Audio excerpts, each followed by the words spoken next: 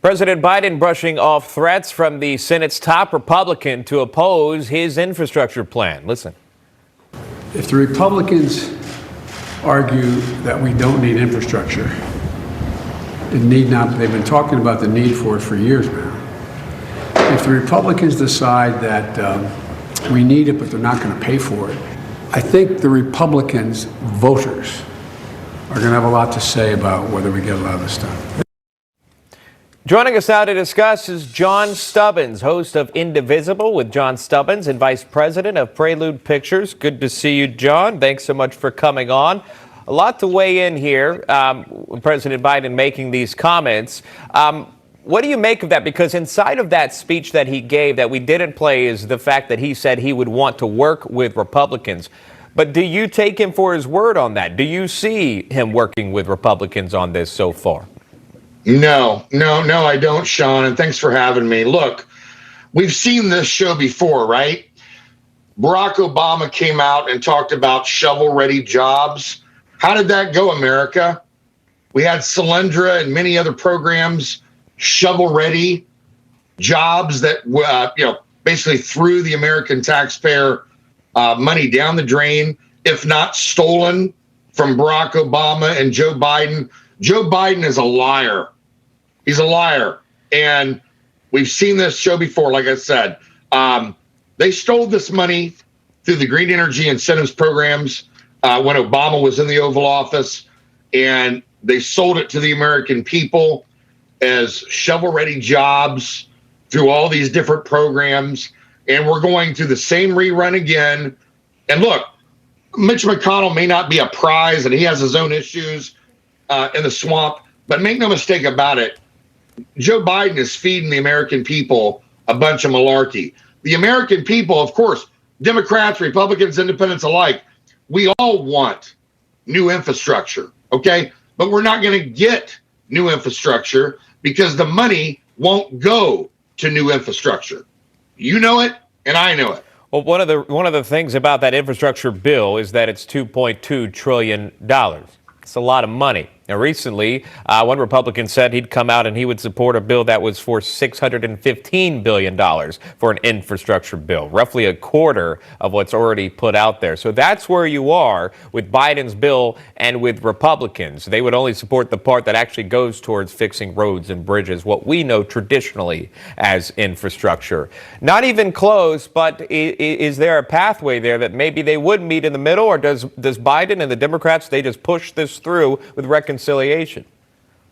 Yeah, look, they've got to cut out the pork.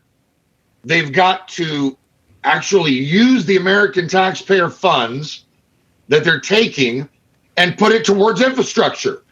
I mean, where's our common sense here? This is part of the problem with the swamp, okay? Do what you say you're going to do.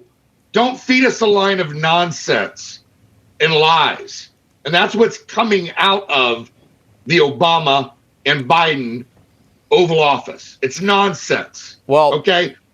Secretary of Transportation Pete Buttigieg is pushing the president's massive infrastructure bill package over the weekend. And you need bipartisan support, at least you think you do. But he said he believes Republican support is possible. Here's that. We can look at any number of ideas. We know that this is entering a legislative process where we're going to be hearing from both sides of the aisle, and I think you'll find the president's got a very open mind. But time is of the essence, so we'll look at these ideas on how to pay for it. We'll look at ideas on where the investments ought to be too. But the president is hoping for major progress from Congress before Memorial Day. Senate Minority Leader Mitch McConnell already saying he plans to fight, quote, every step of the way. Why do you think, though, Buttigieg thinks McConnell or other Republicans would even side with Democrats? And also, what Buttigieg pointed out is finding the money to fund this $2 trillion package. Yeah, good luck, Pete. I don't trust anything that comes out of Pete Buttigieg's mouth. He was the mayor of South Bend, Indiana, right? Didn't go so well there.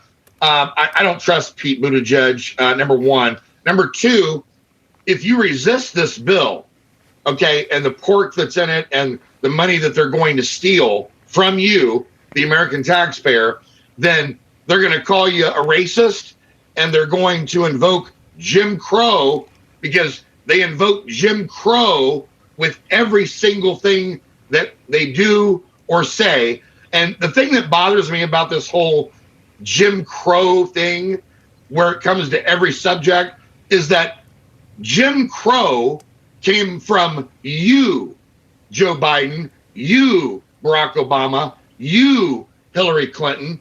This came from your party.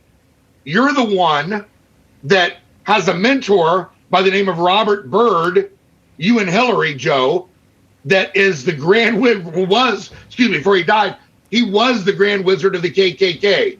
So stop lecturing us about Jim Crow, because you're the party of Jim Crow.